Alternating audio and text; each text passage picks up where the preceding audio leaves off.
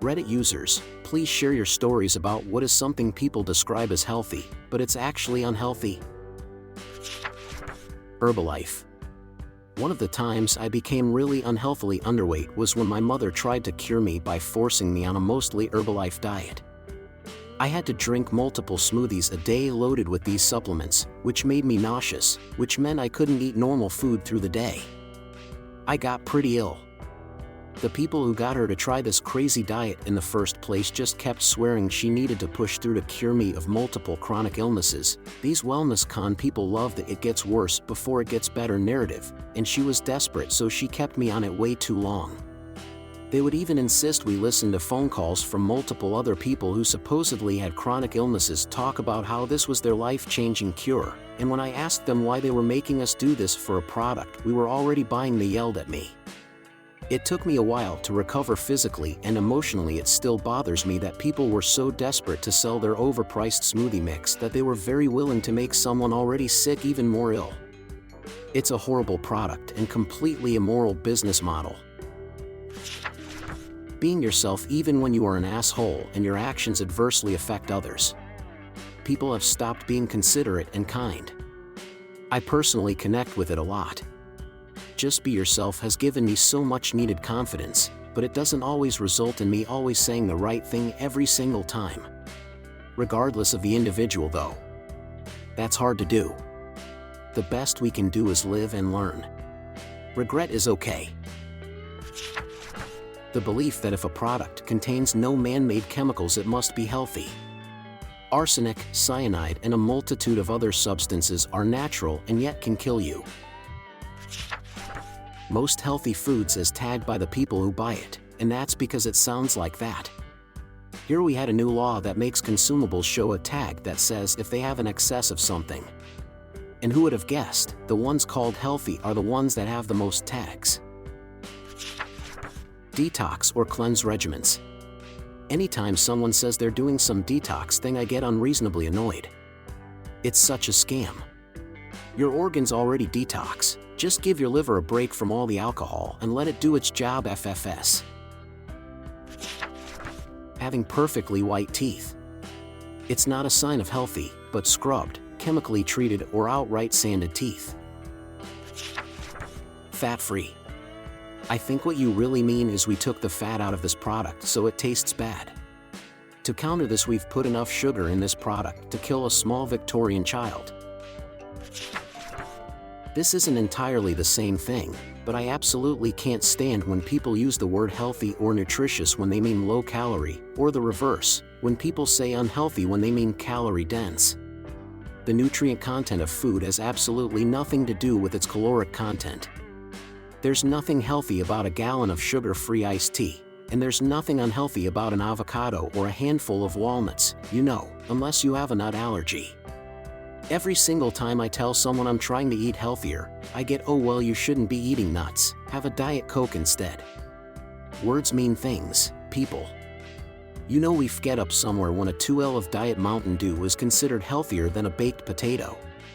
It's right up there with "you don't need to eat healthy, you're not fat." It's like we've simultaneously gaslit ourselves into believing that the two states of man are fat and healthy, and that if you're not in the fat category you deserve to reward yourself by being unhealthy on purpose. It's no wonder kids have so many eating disorders. Overusing antibiotics. Wine culture for moms. Edit, yes, beer culture for dad, too. I'm not picking on women. I'm talking about how we, as a culture, push wine culture versus addressing the root problem of how overwhelmed and alone moms are. Staying positive to the point where it becomes toxic. Toxic positivity is real, especially among senior management in public and private sectors. It can completely tank staff morale. The grind. I used to listen to a lot of motivational speeches about the grind, only allowing yourself like 4 hours sleep, eating only rice plus chicken plus broccoli for meals, not wasting time playing video games, etc. At that time I was working through some stuff and I found it inspiring that these people were so dedicated and successful because of how hard they work. Now that I'm in a different place, I find those kind of speeches extremely preachy and detrimental to overall mental health. With all their talk about the grind, there was also this big implication that if you don't live just like they do, depriving yourself of life's joys in pursuit of success, you're a failure. Or weak. Or both. Screw that. Working hard towards your goals is important. Absolutely. But you aren't king failure because you wanted to hop online with your mates for one evening. Chill out.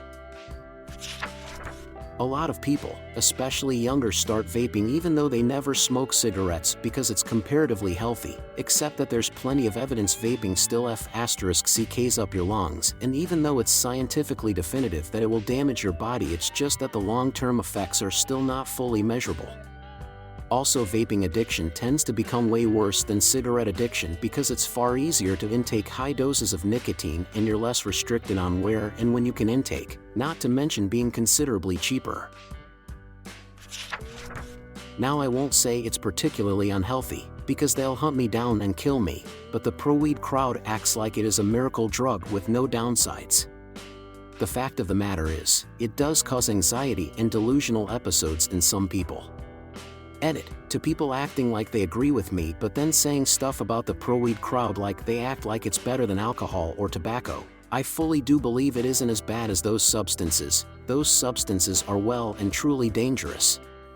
I'm all for the legalization of weed. I just think we can't ignore the downsides. People should be able to take these things knowing the full extent of the risks and implications. All we have to do is be logical and realistic. We can't get tribal or reactionary, which is something the pro-weed movement has done. Running marathons, especially ultramarathons. Running is obviously good for your health overall, but can be unhealthy at extreme distances and cause the body to break down. The whole story of marathon was once the runner got back to Athens, he gave his message and promptly died. Maintaining family, or any, relationships with people passively trying to undermine your efforts to improve because of how it makes them look. Being overly confident, it's just obnoxious. It's good to be confident, but not that. Both humility and intellectual curiosity seem to be in short supply these days.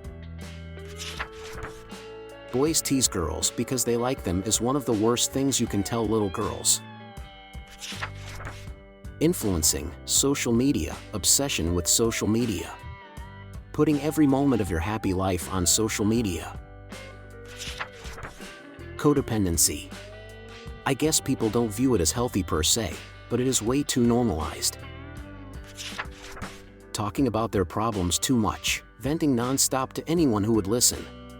Just keeps people in their own loop, trapped, not healthy to relive shit over and over again. Skincare regimens. I'm not talking about cleaning your face, but those 10-step skincare routines that will most likely just irritate your skin that is healthy enough to bear outside influences. If you have acne, consult a doctor and use retinol or benzoyl peroxide and a mild face cream, but there is no need for all those serums and expensive face washes and exfoliators. Most skin issues come from within, so check on your health and fix that instead of buying stupid creams. Milk. Most people drank so much milk because it got pushed by big corporations since there was too much. A lot of marketing went into it. Nowadays, milk is known to cause diabetes, breast, prostate and ovarian cancer, heart disease and Alzheimer's. Surprised I'm not seeing drinking excessive amounts of water. Hyponatremia is a very dangerous condition that can be brought on by drinking too much water. Drink when you're thirsty, not when your 2-gallon water bottle tells you to. Taking supplements because they think X% more is only better for you or they read something online. A somewhat balanced diet will provide most everything you need. Supplements are only needed if your diet isn't providing or you have a deficiency in said thing. Ironically, most of these people are usually spouting stuff about Big Pharma, and they are the number customer of Big Pharma.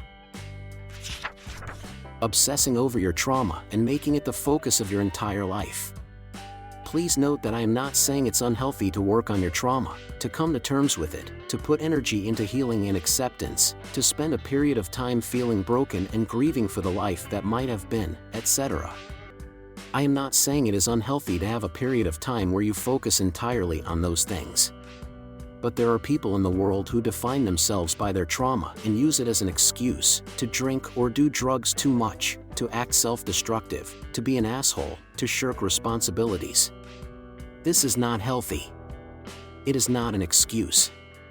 And these people can harm themselves and others by behaving this way and pretending it's healthy and normal.